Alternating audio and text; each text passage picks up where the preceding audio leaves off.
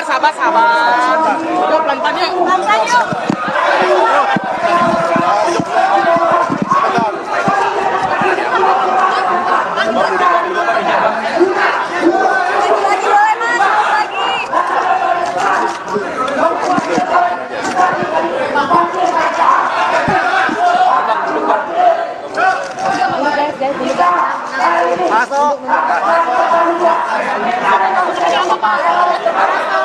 Udah?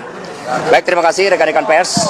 Assalamualaikum warahmatullahi wabarakatuh. Assalamualaikum warahmatullahi wabarakatuh. Salam damai sejahtera untuk kita semuanya.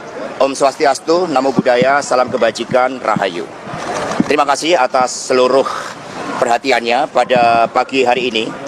Didampingi oleh seluruh penasihat hukum, kami datang ke KPK untuk memenuhi seluruh kewajiban saya sebagai warga negara Republik Indonesia yang taat hukum dan sepenuhnya menjunjung supremasi hukum yang berkeadilan.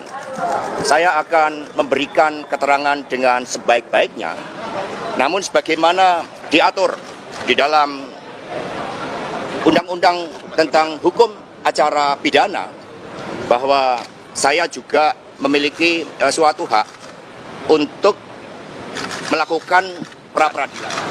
Sehingga pada kesempatan ini penasihat hukum kami juga akan memberikan surat kepada pimpinan KPK berkaitan dengan proses pra-peradilan tersebut.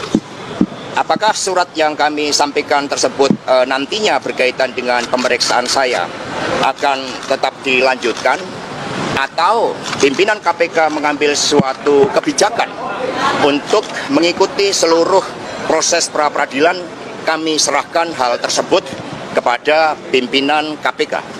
Karena kami percaya bahwa mekanisme dan prosedur hukum akan ditempuh dengan sebaik-baiknya dengan prinsip-prinsip asas praduga tak bersalah. Kemudian berkaitan dengan apa yang terjadi terhadap kasus saya, sepenuhnya baik secara formal maupun material kami telah siap.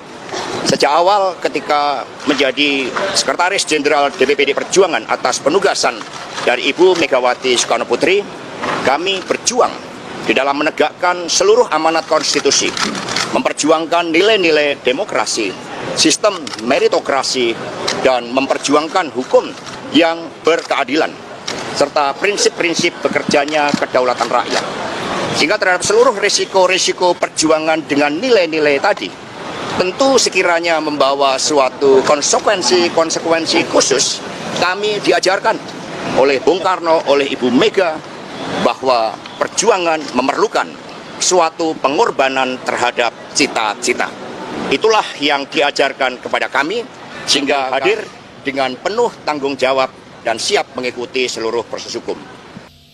Ya, teman-teman, hari ini ya Hasto Kristianto mendatangi KPK untuk diperiksa sebagai tersangka dalam kasus suap Harun Masiku, dan apakah nantinya Hasto ini tidak kembali lagi atau dikatakan langsung ditahan oleh KPK. Nanti kita tidak tahu, ya kita lihat nanti perkembangan ya bagaimana, apakah Hasto langsung ditahan nantinya atau tidak. Dan tentu seperti yang disampaikan oleh Sekjen PDI Perjuangan ini, bahwa dia tetap taat pada hukum, ya PDI Perjuangan taat terhadap hukum, karena ya Hasto ini dijadikan ya dari Sekjen, ya atas nama Sekjen PDI Perjuangan. Jadi makanya PDI Perjuangan ikut campur di dalam hal ini, ya karena posisinya sekarang masih sebagai Sekjen PDI Perjuangan. Ya, kita lihat di sini teman-teman, ya Hasto Kristianto datangi KPK diperiksa sebagai tersangka kasus dugaan suap Harun Masiku. Oke. Sekitar pukul 09.30 WIB, Hasto yang didampingi tim pengacaranya tiba di gedung KPK. Nah, di sini Hasto terlihat datang di KPK 09.30 teman-teman. Padahal menurut informasi bahwa sebenarnya pemanggilan KPK itu jam 10 pagi, tapi ya Hasto ya datang lebih awal, dan itu artinya ya Hasto menghormati hukum yang ada di negeri ini, dan juga ya menghormati nantinya keputusan Ketua KPK bagaimana keputusan terhadap dirinya yang dijadikan sebagai tersangka. Nah, teman-teman, ini yang menjadi pertanyaannya, apakah nantinya ketika ya Hasto dijadikan sebagai tersangka, maka dokumen Hasto itu akan diungkap? Nah, itu kita lihat perkembangannya nanti, teman-teman. Karena ada dokumen Hasto yang di situ dokumen tersebut ada nama-nama petinggi negara. Nah, jadinya ketika mungkin ya Hasto dilakukan penahanan terhadap dirinya, maka mungkin di situ momennya untuk dibuka ya dokumen tersebut. Kenapa? Karena sampai sekarang ya masih belum dibuka itu, dan walaupun ya KPK juga meminta Hasto untuk ya melaporkan dokumen itu, maka ya KPK tidak bisa memproses ya karena juga masih belum dilaporkan oleh Hasto. Tetapi Hasto masih belum ya melaporkan karena mungkin melihat situasi dan waktu yang tepat untuk membuka dokumen tersebut. Ya, seperti yang disampaikan oleh Ibu Koni, bahwa ini menjadi bom waktu. Ya, jadi kalau bom waktu, jadi tidak hanya satu orang yang kena, bisa seluruhnya. Oke, kita lanjut teman-teman. Sebelumnya Hasto tidak memenuhi panggilan KPK dengan berbagai alasan. Ya, memang kemarin itu Hasto telah dipanggil KPK dan tidak memenuhi panggilan karena acara yang dipersiapkan di dalam HUT PDI Perjuangan. Dan setelah selesai acara tersebut, maka baru ya Hasto mendatangi KPK, memenuhi ya pemanggilan ya Hasto sebagai tersangka. Di hadapan wartawan, Hasto mengatakan kehadirannya ke gedung KPK sebagai bukti bahwa dirinya menjunjung supremasi hukum yang berkeadilan. Nah, Hasto juga menyatakan pihaknya akan menyerahkan surat kepemimpinan KPK tentang upayanya mengajukan pra-peradilan atas kasusnya. Nah, dengan upaya pra-peradilan itu, Ketua DPP PDIP Roni Talapesi mengatakan agar KPK memberi waktu kepada Hasto untuk menguji status tersangkanya. Nah, Roni mengutarakan hal itu telah mendampingi Hasto datang ke KPK pada pekan ketiga Desember 2024 lalu. KPK telah menetapkan Hasto sebagai tersangka kasus dugaan suap dan perintangan kasus. Sejauh ini Harun Masiku masih dinyatakan buron. Nah, ternyata teman-teman bahwa ini menjadi satu tugas dari KPK juga teman-teman, karena Harun Masiku ini sampai sekarang belum ditemukan. Nah, jadi kita melihat bagaimana kerja keras dari KPK, bukan hanya fokus terhadap kasus Hasto, tetapi ya fokus di dalam pencarian ya pemain utamanya, yaitu Harun Masiku. Jadi ketika Harun Masiku sudah ditangkap, maka di situ kita baru melihat bagaimana kinerja KPK ini, karena Harun Masiku ini ya sudah 5 tahun tidak bisa ditangkap oleh KPK.